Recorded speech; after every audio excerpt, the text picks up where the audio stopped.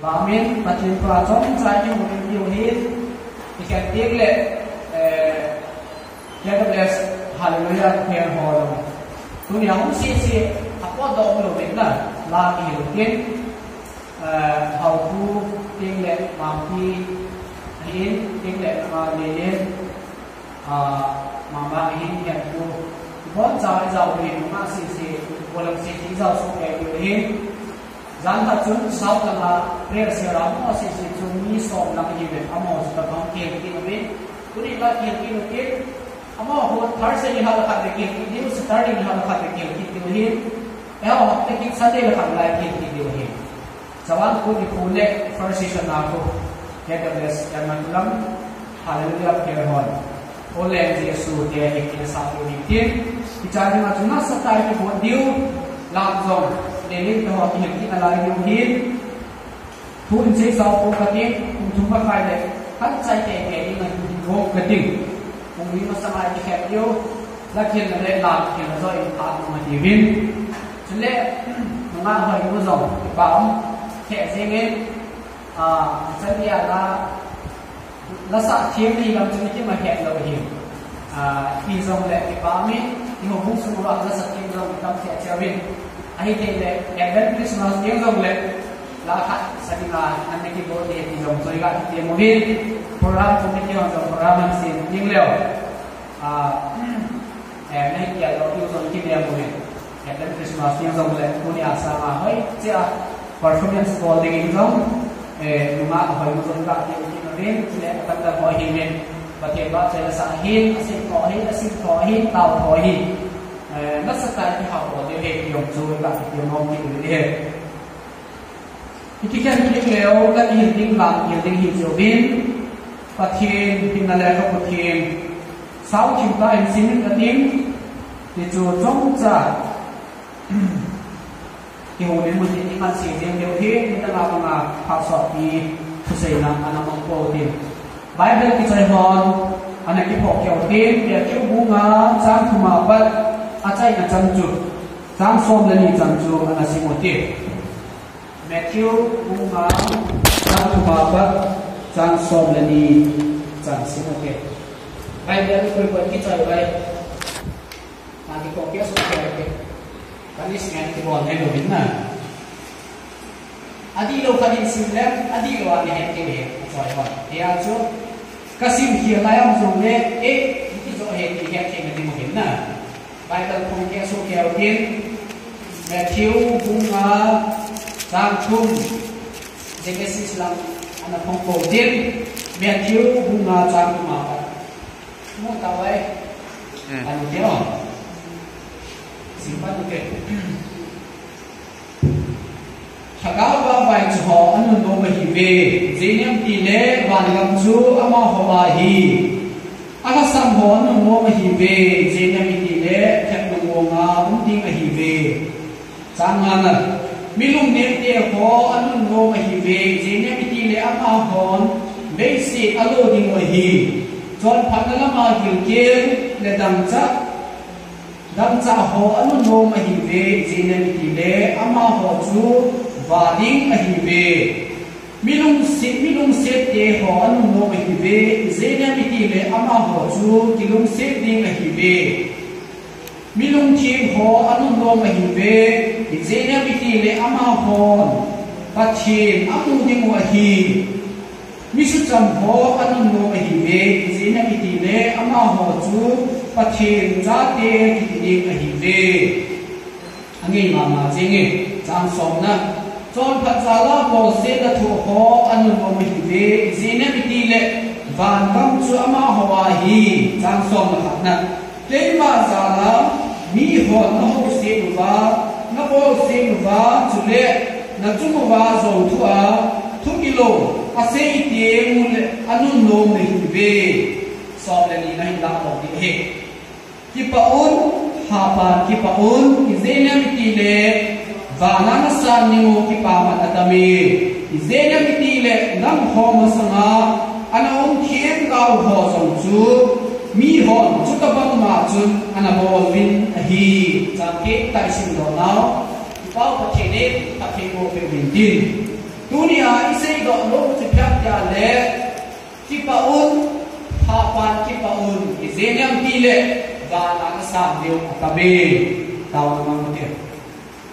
hallelujah lo se la mai ta dim ki sing ka pa the to ka pa the tuni ko pa cho cha sama hi Christian hin ko ka hi na wa hi mi hir hin khwa ki pa hi akoi moi ki thu kan se dio hi ka pa the lu se ta in namai chama ki pa ka hi thei wa nakpa am suma ki pa ji kuma hin ko man ka hi thi ni mo bin na ka cha ke ma nei bang cha lam kali ka ka te nang man bang cha na chu na la te ho se ko thi thi na nang man nei pen lam na cha te ho lu suma nang man chi ba man tui nang mal so man phat the ko ding ti ha chu bian ka pa kai Nazareth Jesus Christ na ko ka he amen Matthew ngang Chang thuma pat in sim su nau chu ve leo hen azo le ke chang som le ni lai chu ki pa un ha pan ki pa un zenem ti le van na sa dio ki pa man tam ta me ati le dunia hi Christian hin kho hi na wa hi pi ti le ki pa ki lo ham na ga ke lo ke ai lo wa le dunia hi ho mi khat hi nau chu na hi pi ya le Krista dala hi ki pa the lo ham ani na aduk chan na chun dunia hi ho lam kai khat hi a ye ngai la ho mi khat hi a ta san mi khat hi a Jesu Krista ta san na khat hi chang hi a Jesu Krista khulum zui khat hi wa hi le i pia dia duni Christian min kho wa hi ki pa the lo ham ki khom ni win ki tie mo ne he dunia ki pa the lo now in sumai ki pa the lo now loi le bol ka ai le ni ti ki hin khuwa ilung suma ki pa na hin khom the lo le hi ni pi je pe ham ya le pa thien to ki ka hi an ki kam ha hi akhan na ti pi je ni pa hin khoi man the lo ham ai lo ni pi ya hi le pa thien hin na le ka bu thien ni ki pa ni ngai si wa e ho ki pa the lo ham ya le Pache na dinga hi bol kien le tak ina nei zu hi su kien le tak ina nei zu hi ki chwa hi te ga la mi he ma dinga hi ki pa nom thim pon te ga la pache ki cha na min pache mai cha ma hi ki phom ki lo hi so ki te ho hallelujah pache ni pache bo pe be din dunia ho ni pi te ho ki te lo ka le ki se pe lo na ho nyam tia le pache le kham che gin Pakai Jesu amau te na se yo akam chak hi ke pa ki hi Christian in kho ke wi lowi mi hem zo se hin khwa di nga hi akwai mo hi ki pa na cham na lungo nam ke lari nga chi ipiti hin khoi man ki phap tia le amo se pe te zika ni ha ke koi na pa chi ni zika ke koi ai lo wa le Saturday ni ha zika ke koi je at least khat ve be hi zo le Hakka suna hin ibai ka hi khom ke ti win pa che ni no ki hom le mu tin pa che na men ta mu tin pa che ni na le ka mu che ni si mu tin ama ga hin prayer share e ma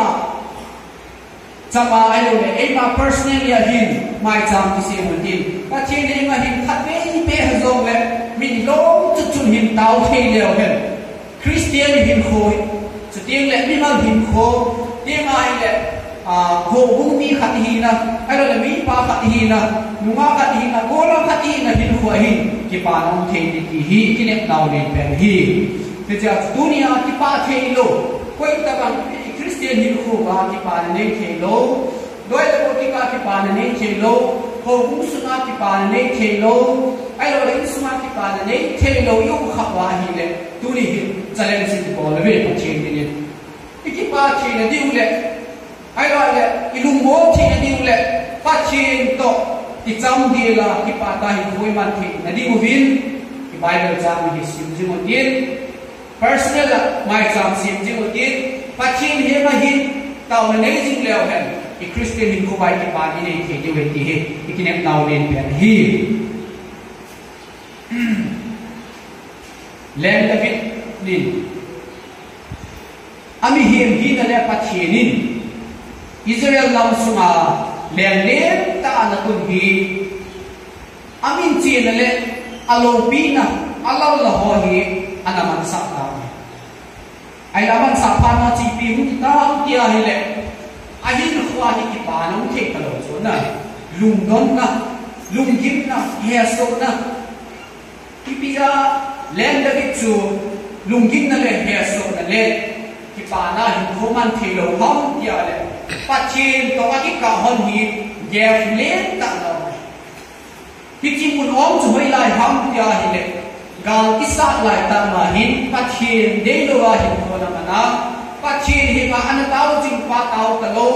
pa chin lung ni ya na chon jing pa chin thau lu pa chun alo pi na le pa chin atun na hi na su na hi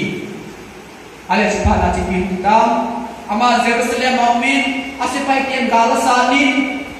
ama hi lama pa chin de lo win sipai jalang kai pa hi Uriah ni Bathsheba ana chon se pi ta